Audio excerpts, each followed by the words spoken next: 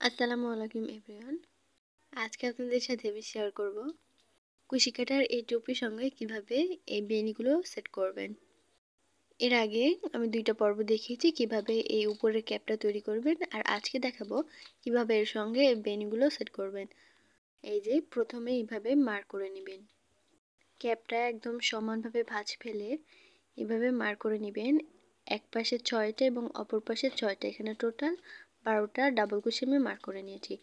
এরপরে চুলের জন্য আমি এখানে 16 ইঞ্চি মতো সুতা নিয়েছি এবং এটাই আমি ডাবল পার্ট করে নেব। এটা কিন্তু আমি কাটবো না, এটা ডাবল পার্ট করে এই যে ডাবল পার্ট করে কেটে নিয়েছি।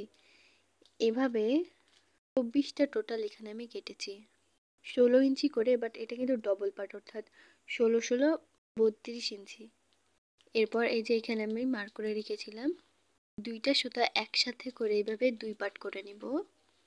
এবং এই যে এখানে মার্ক করে রেখেছি এই পাশে টোটাল 6টা ঘর এবং ব্যাক পাশে 6টা ঘর, মানে টোটাল 12টা ঘর মার্ক করে রেখেছি। এখন এখানে এইভাবে হুকটা ঢুকিয়ে সুতার মাঝ বরাবর সুতাটা নিয়ে আরেকটা লুপ এনে এর মধ্য দিয়ে এটা বের করে নিব। তারপরে এটা একটু টেনে টাইট করে নেব। আশা করি কিভাবে করছি আপনারা দেখে বুঝতে পারছেন। এভাবে আমি এখানে টোটাল 12টা ঘর করে নেব।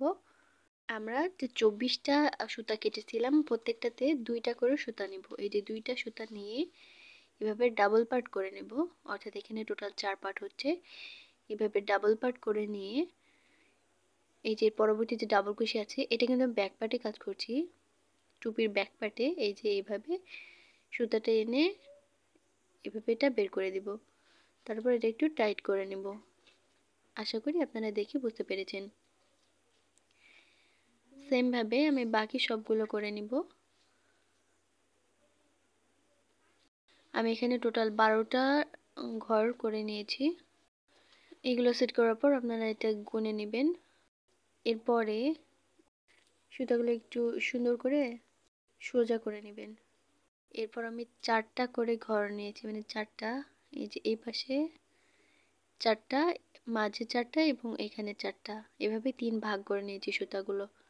ক্যাপের উপরে ভারী একটা কিছু রাখবেন, নয়তো বেনি করতে প্রবলেম হবে। আমি এখানে উপরে কেচি লাগিয়ে নিয়েছি এবং এখানে দেখেন আমি কিভাবে বেনিগুলো করছি। সাধারণভাবে আমরা ঠিক যেভাবে চুলের বেনি করি এখানে সেভাবেই করব, কিন্তু বেশি টাইট করা যাবে না।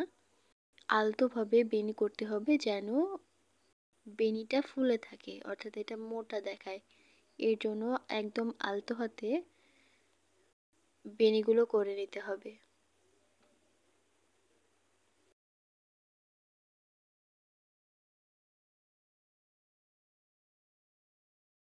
এখানে দেখেন আমার বেনি করা শেষ। এখন এই কালো কালারেরই সুতা নিয়ে ছোট্ট একটা সুতার টুকরো নিয়ে এখানে আমি এটা প্রথমে গিট দিয়ে নেব।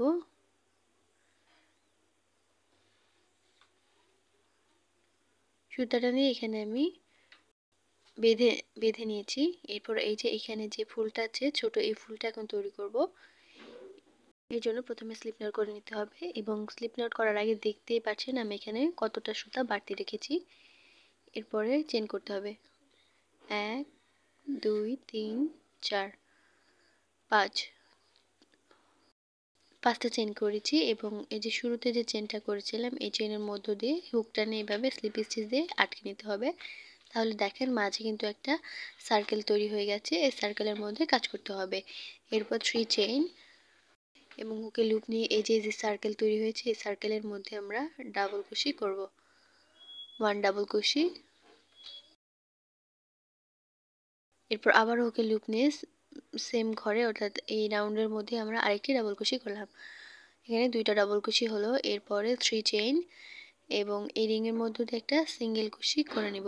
তাহলে দেখেন এখানে কিন্তু একটা পাপড়ি তৈরি হয়ে গেল। এরপরে আবারও 3টা চেইন নিব, 3টা চেইন এবং 2 ডাবল কুশি,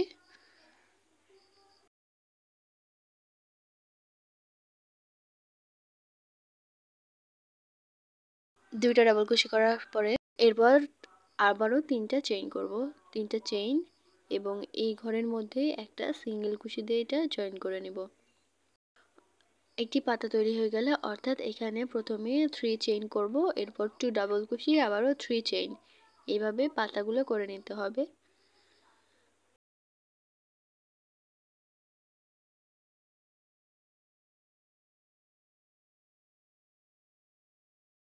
দেখতে পাচ্ছেন এই যে আমরা প্রথমে 3 চেইন করলাম, এরপরে 2 ডাবল কুশি,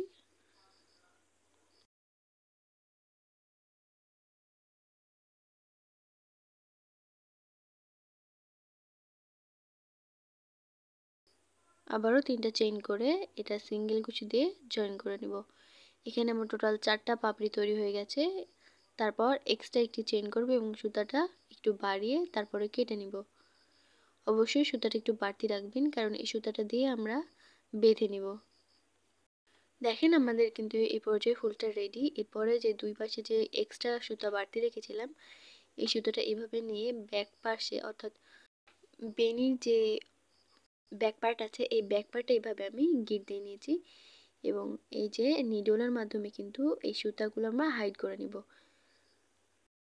নিডলটা মাঝখানে দিয়ে এই সুতাগুলো এখন এর মধ্য দিয়ে এই যে ভিতরে যে সুচটা আছে এটা এইভাবে টান দিব, তাহলে এটা কিন্তু ভিতরে চলে যাবে, দেখা যাবে না। আবার আপনারা চাইলে এই সুতাটা পরবর্তীতে কেটেও নিতে পারেন। তো প্রথমে এইভাবে হাইড করে নেবেন।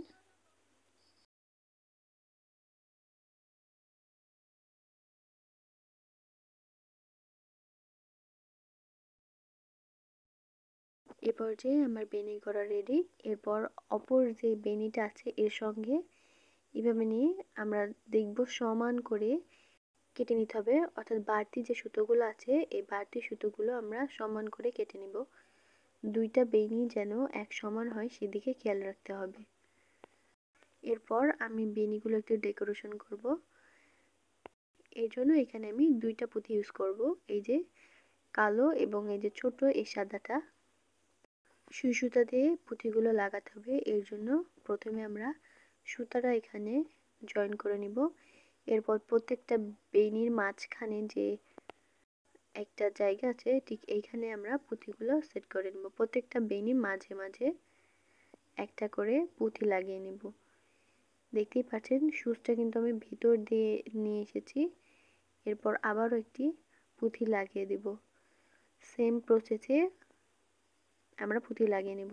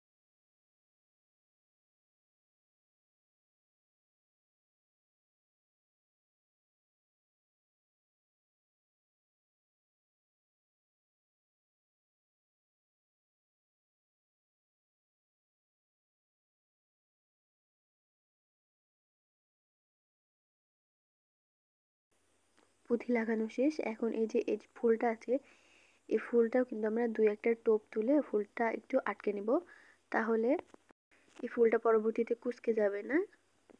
এই যে 4টা পাতাতে আমি 4টা টোপ তুলে নিয়েছি এবং এরপর সুচটাকে একদম ফুলের মাঝ বরাবর নিয়ে যেতে হবে। মাঝ বরাবর নিয়ে গিয়ে এখানে আমরা যে কালো পুঁতিটা ছিল এই কালো পুঁতিটা এখানে দিয়ে দিব।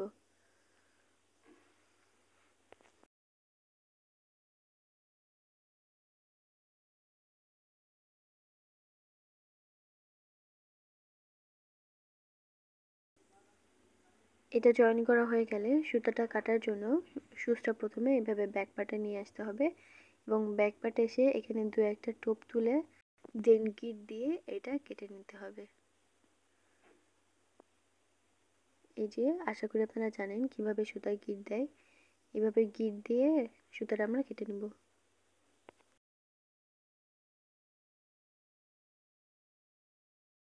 একইভাবে অপর পাশে যে বেনিটা আছে এখানে এভাবে আমরা পুঁতি লাগিয়ে নেব।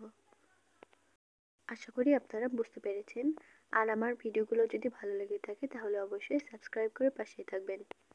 আর আমি এখানে 3টা ফুল ইউজ করেছি। এগুলো কিভাবে তৈরি করেছি সেটা টিউটোরিয়ালে দেওয়া আছে, আপনারা চাইলে দেখে নিতে পারেন। আর এইটা হচ্ছে এর ফাইনাল লুক। আমি মাথার উপরে যে ফুলগুলো লাগিয়েছি এটাও কিন্তু সুই সুতার মাধ্যমে সেট করে নিয়েছি। তো এইভাবে আপনারাও চাইলে খুব সহজেই তৈরি করে নিতে পারবেন। আজকের মতো এই পর্যন্তই।